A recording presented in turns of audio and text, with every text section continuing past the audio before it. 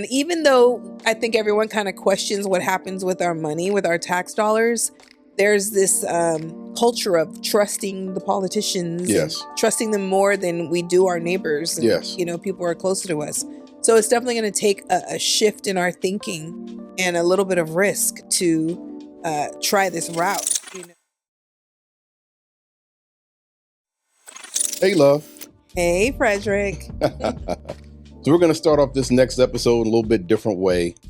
You know, you and I have had many conversations about this, from the government shutdown, and which cut off, SNAP benefits and a lot of other social spending.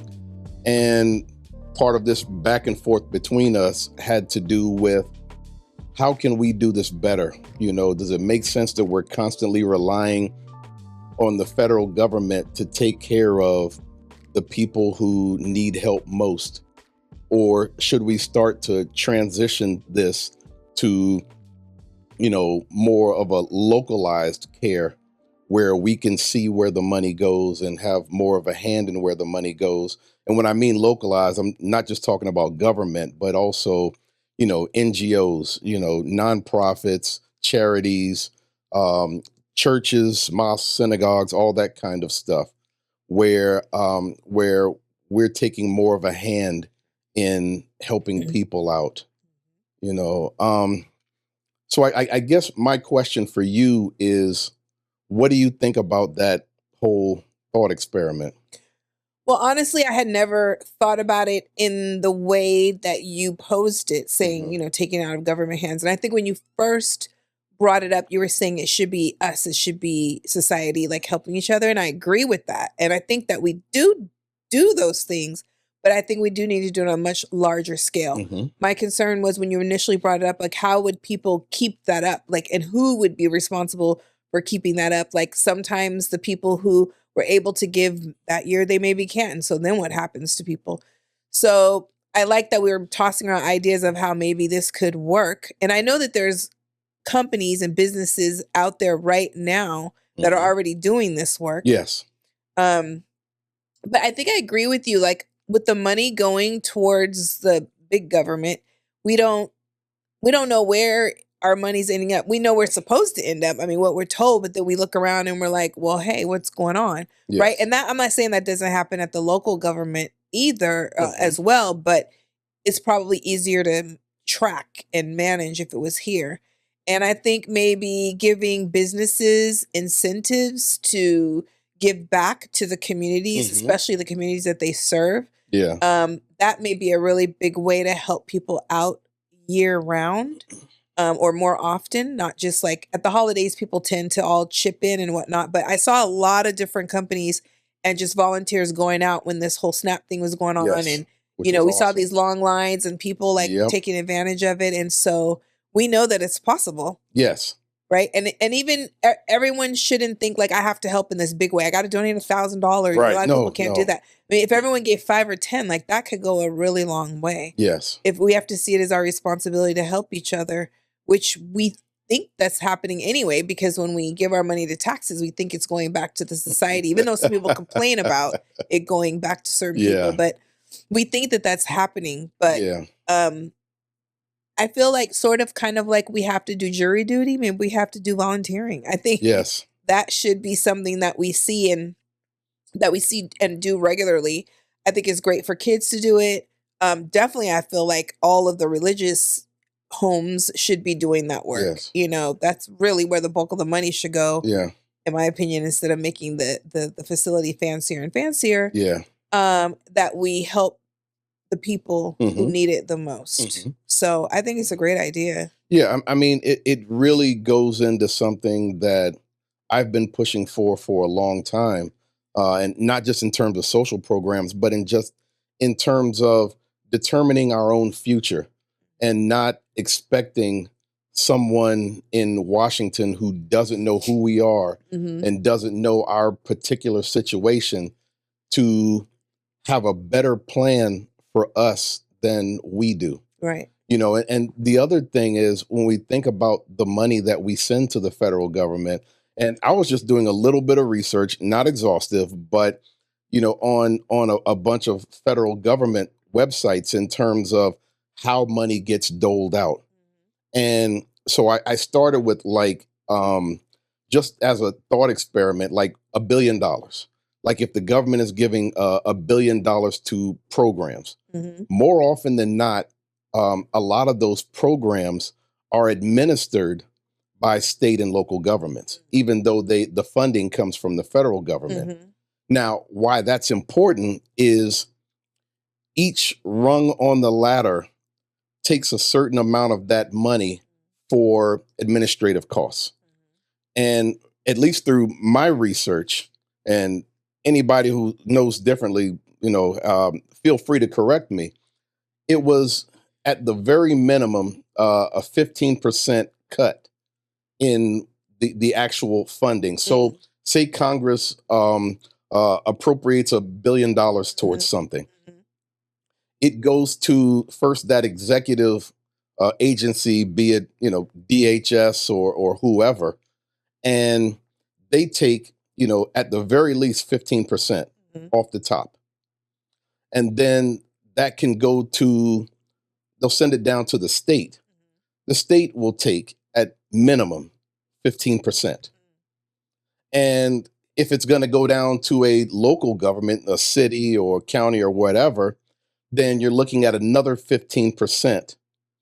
And that's before it's even gotten to the organization that may be doing the work. Say it's going to an NGO from there. You could be looking at another 15%. And so what I was looking at was through all of those rungs on the ladder from Congress to the people, that $1 billion turned out to be less than half after the administrative costs on each side. Now, it is reasonable to have administrative costs because there are things that each group has to do in order to send the money and then make sure it got there and make sure it was going for the right things, all that type of stuff. So I'm not against the administrative costs, but imagine if we were sending this money directly to the NGO or directly to the city or to the municipality, where you don't have those other groups taking a cut. You would have more money going to the actual people who need it, theoretically. How would we raise that $1 billion though? Where would it come from? That's where the tough part is that, the only way I see doing it, and like I said, I don't have I don't have any of the answers on this one, but some of it can come through taxation at the local level, whereas maybe we could be in a situation where, and this is something that if everyone was on board and started to push for elected officials to start pushing this, where in Congress, the federal tax goes down and the city or local tax would go up, to commensurate with how much the federal went down. And so what you would have is more of it being administered directly on the local level.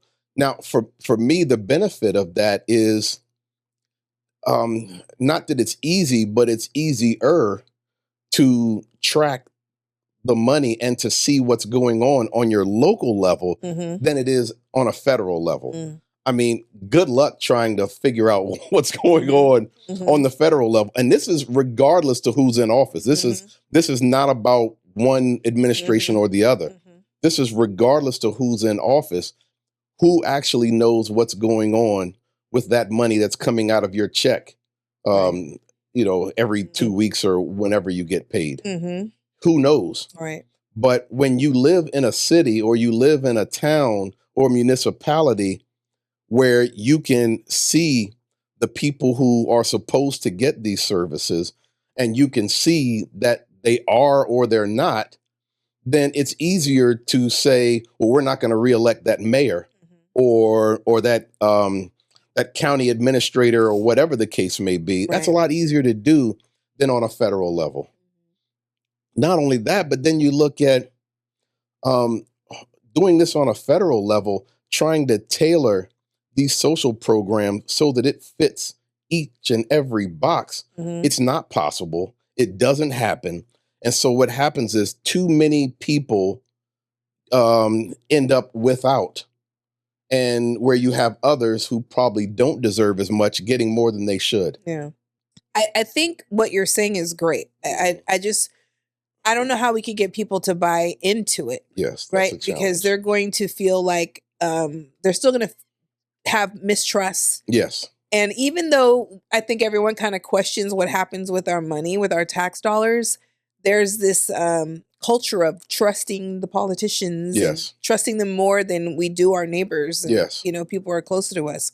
So it's definitely going to take a shift in our thinking and a little bit of risk to try this route. You know, I think one of the ideas that I had come up with as well is like going to, like, say, restaurants and small businesses, bigger businesses, and saying, hey, if we come and we patronize your business, yes, you give a percentage, 5%, you know, or you ask people, you know, hey, can you donate 5% towards whatever when they're paying their bill, and you give that money towards, you know, funding that will help support needy people in your community. Yes. Or in the community that you're in, because a lot of times these businesses are in communities that they don't actually live in. Yes. I think that would be one way just to generate some support for people locally more frequently. Yeah. I don't know if people would buy into that. Would they trust that, oh, is this restaurant really going to give that 5%? Is it going to go somewhere else? I know those are questions that people would have. Yes. And I don't know the answer to those questions. I don't know how we would do this, but I think it's important for us to try. I know that there, like I said, I know there's coffee shops in South Central that do all of this work already, and just looking at their model and seeing what they do and seeing how we can approach other businesses to maybe jump on the bandwagon. I mean, I got to tell you, it's a bit funny to me, because I agree with you that everyone would be saying, you know, well, how do we know this business is doing all of this? How do you know the federal government's doing it now? Yeah, that's what I'm saying. Yeah. So but for some reason, we've been taught to trust them more than we do each other. So it's like we have less trust for the people who are right here in our neighborhoods than people we don't even know. But isn't that always we support companies and things, and like we spend thousands and thousands of dollars on designer stuff, but if a friend is starting something, you know what I mean? Like, I don't know. Yeah. I don't know. It's a little tight this month. Yeah, exactly. I don't have money for that until you hit. Then it's like, oh, what are you doing? You know what I mean? So we just have to think of it that way, like investing in it's not just investing in someone else, but it's investing in ourselves, our own communities, to bring them up, you know, and counting on each other to do better, like creating that village. Yeah. I mean, it's taken agency over the progress of our community, because imagine when you're going to someone who needs help, and you're, you know, giving them money and paying their bills and things of that nature. To me, it's a lot different when someone gets money from a human who lives in their area, who is invested in, you know, in their success. You know, what I see is it would bring the community closer together. Now, on the other side of that is that also brings a bit of accountability, because for those who feel like this money is just coming out of the sky, there isn't as much accountability. Right. Whereas if you see where it's coming from people, and these people are going to check on you, you know, not that they don't trust you, but just to make sure that you're elevating yourself to success, and being able to help you where you need help. You know, I think that really does bring communities more together, and just helps us, you know, some level of agency, and stop depending on other people to solve problems that we could be solving ourselves. Right. Now, one of the other things that you had talked about was the difficulty in doing this. And that's why I got to be honest with you, I don't know how to get this started. You know, this is more of an evolutionary thing as opposed to a revolutionary thing. Right. This is not something that we're going to get done in 5 or 10 years. It's not. Right. Yeah. Because we have to change the mind state. We have to change the thought process of people to say, that person down the street needs help. I need to help them instead of waiting for some mystery check to fall out of the sky.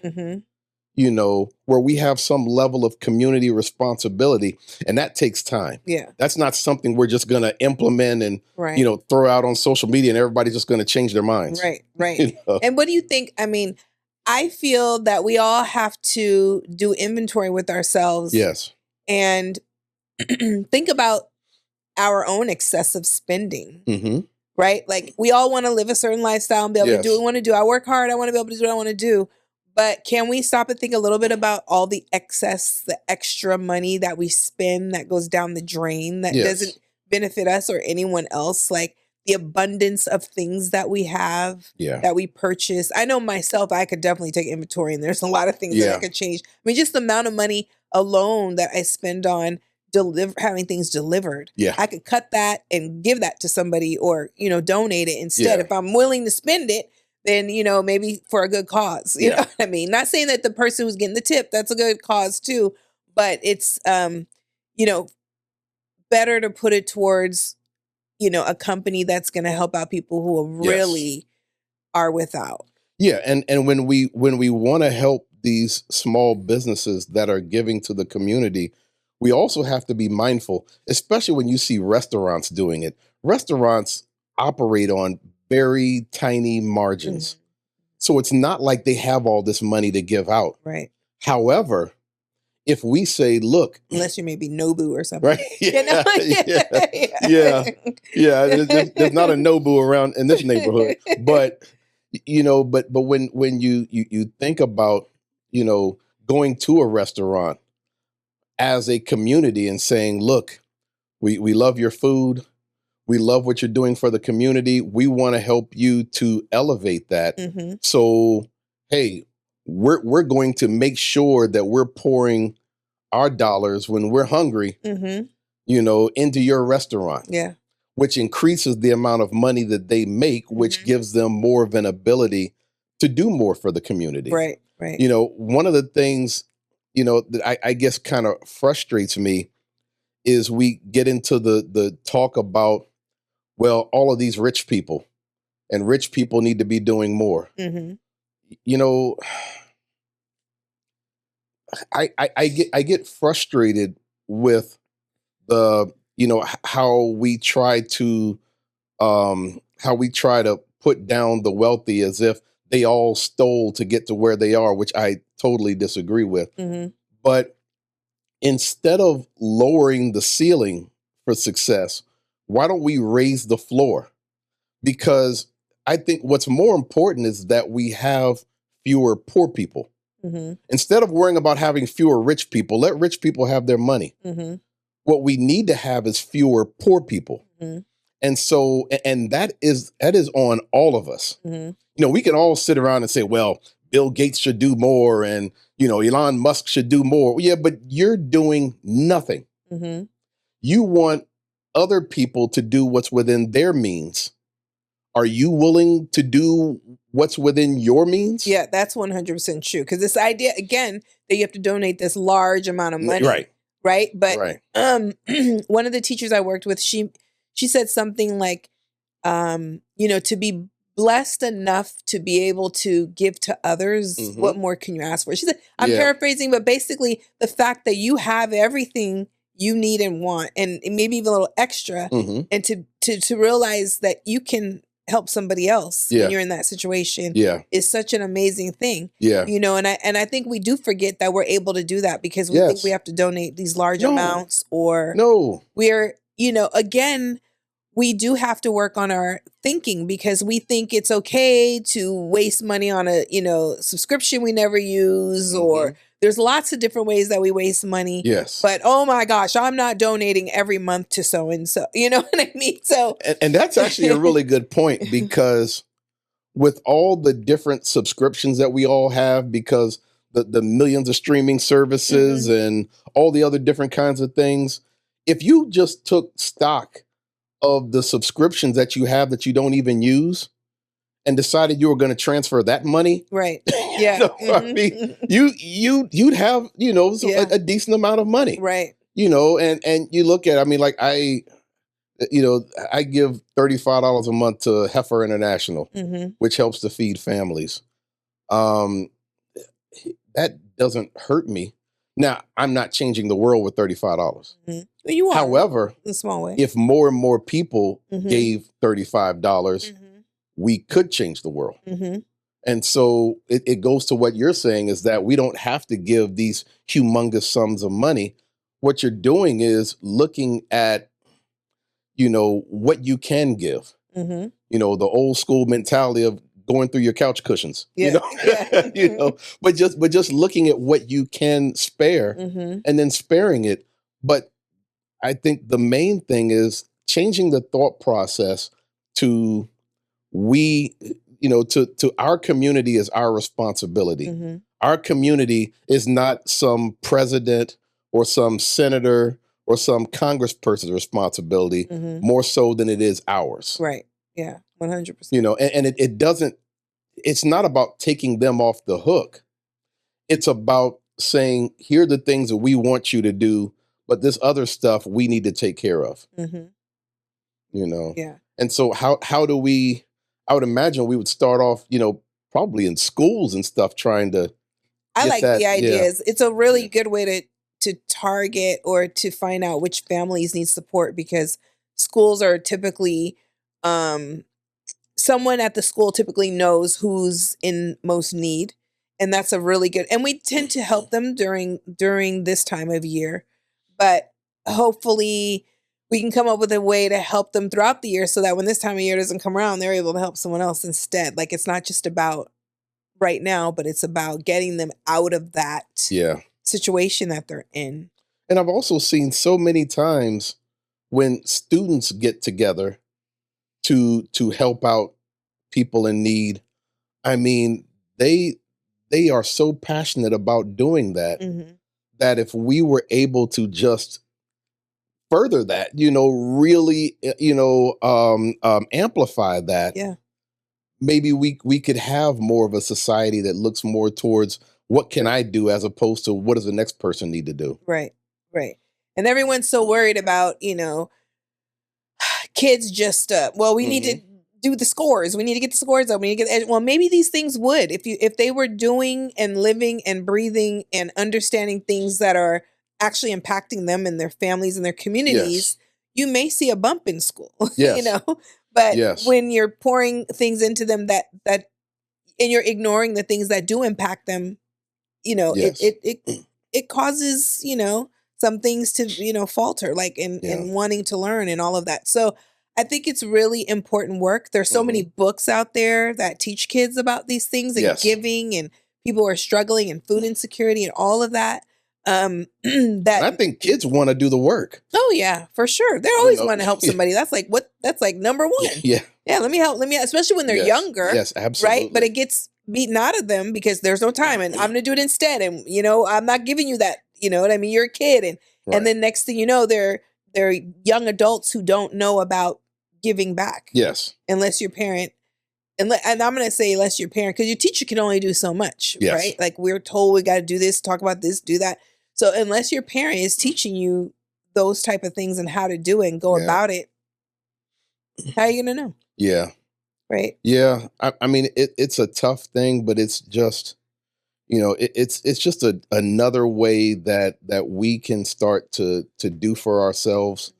In so many ways, we just really need to start taking over our own future instead of giving it to someone else. Yeah. But when you talk about the kids, I mean, could you imagine, if a child is has been impoverished and the community puts their arms around that child, could you imagine, how much accountability, that puts on the child to say, okay, well, I need to at least get good grades. I at least need to start, because because it's not because this check came out the sky. Mm-hmm. This check came from people right around the corner from us, Right. who are checking in on us, who are bringing us food, Mm-hmm. who are volunteering their time to make sure that we're okay. Yeah, the least I can do is my schoolwork. Yeah. You know? Yeah. Or maybe there's something else they have to offer Yeah, in place of that, you know what I mean? We can Yeah. like barter different things that absolutely. we are good at, and we can services and things like that. Yes. We need to get back to some of that. Yes. You know, I think that would help out a lot of people, you know, and it will also make those people who are without feel better about Mhm. themselves, like knowing they have something to offer as well. Yeah. And it may help them turn it into something profitable for them, Yeah. you know, but if we just keep treating people as outcasts and you go over there and Yeah. figure it out, then we're actually losing out. We're cutting out a big piece of the society. I mean, Absolutely. everyone in the United States, everyone around the world deserves to eat, but you know, in the United States, it's like, Yeah. everyone should have food here. I mean, come on. Like, this is a capitalistic country with an abundance of things. But here's the problem. When we make statements like that, who do we blame for the problems? We blame the rich and we blame the government. I mean, they have a part in it. I'm not saying they don't have a part. I agree with you on that. But why are we not looking at ourselves? Yeah, I agree. And not just in terms of, I mean, that's been a theme that I've been pushing for years, is that we need more power to be local, where we can see it, where if we don't like it, we can change it. Right. But good luck trying to change something on the federal level. Mhm. You know, not that you can't do it. I mean, there have been movements that have changed government, but look at all the work you have to do. And then what was the actual result of all that work? Did you actually get what you wanted out of it? Or Mhm. did you get, you know, some clever slogans and, you know, Right. Yeah.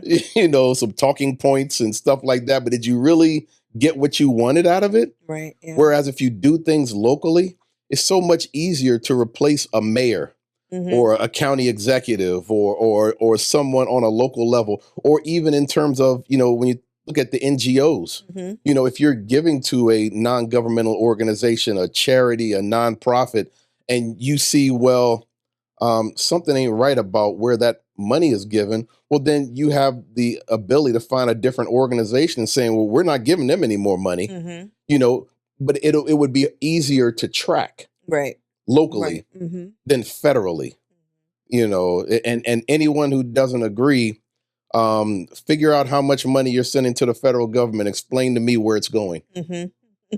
You know, I mean, because I was in the federal government, I haven't a clue. Yeah. You know, and that was one of the things that kind of got me on this road, was when I was in the federal government, in the Department of Defense, well, now Department of War, but you know, there would be money that would be appropriated to my organization directly from Congress, Mhm. and damn if it ever made it there. It never made it there intact, Mm. because each group would take their little bit out on the way down. Mhm. And by the time it got to me, it was nowhere close to what was actually appropriated. And, but yet my higher ups were still holding me accountable for the full results. Right. You know, Yeah, right, why haven't you right. gotten this done yet? Well, I didn't get all the money. Yeah. I don't want to hear all that. Yeah. You know, Yeah.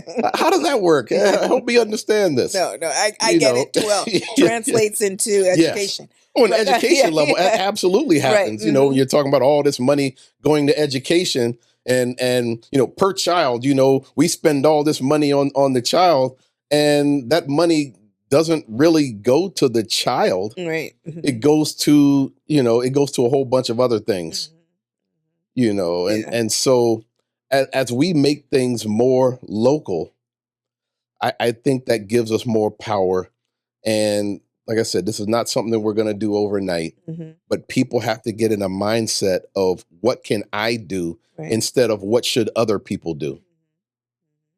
And I'd actually like to take this out to our audience. And what ideas do you have about how we can help each other more at the local level, help those who are in need, instead of relying on big government to do it? And what are some of your ideas? What can we do? Absolutely. Yeah, I agree with that. And if you disagree with what either one of us are saying, you know, let us know. in the comments. Please keep the comments to what we were talking about in the video. Yes. Let's stay respectful. We're trying to have a respectful conversation. If I can have a few less comments talking about my mama, because I do take that personal, Right. And saying all other kind of stuff that has nothing to do with the video, I'd really appreciate that. Right. But how do we, as communities, start taking control over our own future and stop leaving it in the hands of people who don't know us and honestly don't need us? Right. Yeah, that's a big point. And don't care, or maybe don't like us, and on and on and on. We cannot expect all of these different people that we are always so upset about to do all the work for us. Yes. So what are we going to do to help ourselves and each other? And do you feel like it's your responsibility to do that, to help your neighbor, your family member, yourself? Like, is it your job as well? Or do you feel like it predominantly, it's sort of like when I think about teaching, some people feel like, I'm not going to teach my kid. It's the teacher's job. They're an actual teacher. Yeah. I'm not going to do anything. Yeah. I'm not going to teach them a letter, a sound, nothing. Not even going to talk to them. Yeah. They're going to be fed. I'm going to put some clothes on them, and I'm going to get them to school and back home.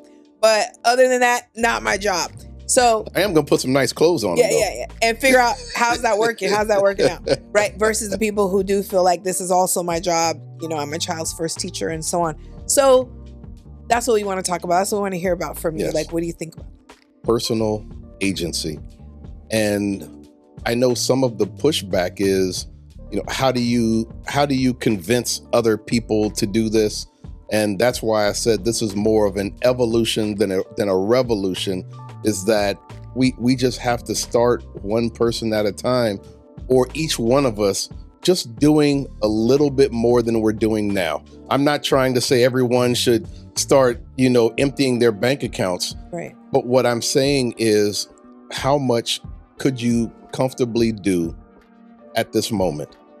And then as time progresses, how much more could you do? And not just in terms of financial, in terms of time also. Volunteer work, all of those different types of things, taking the community and putting your arms around it. Right. It shouldn't take a fire to burn down the community or for the government to shut down for us to realize that we need to help each other. Yes. So.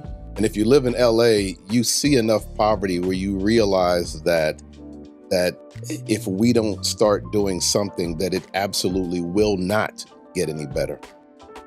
And teaching, we're not trying to hinder someone's success, like teaching people how to help themselves, like helping them in a way that is going to get them out of their situation as well. So sometimes, offering more than just money is going to be the answer. Like maybe someone needs to learn how to read, fill out a resume, job interview, like different ways that we can give each other support to help people get out of the situation that they're in. Yeah, I mean, I didn't want to, keep droning on and on about this, but for all of you who complain about the way the world is and what other people aren't doing, all I ask is that you just take a moment to look at yourself and see what you can do, not trying to put you out in the street or anything, but what you can do within your means to help someone else, and how we start to do that as a community and help out their community. That's all I ask. And so I think, is there anything else that you wanted to talk about? No, I'm just excited to hear back from people and see what their thoughts are. Yeah, especially the folks on Facebook. Nobody mentioned any politicians' names, so you feel free to do the same. Yeah. Let's see how many fat jokes I hear. Okay, so we have gotten nothing like that. Okay.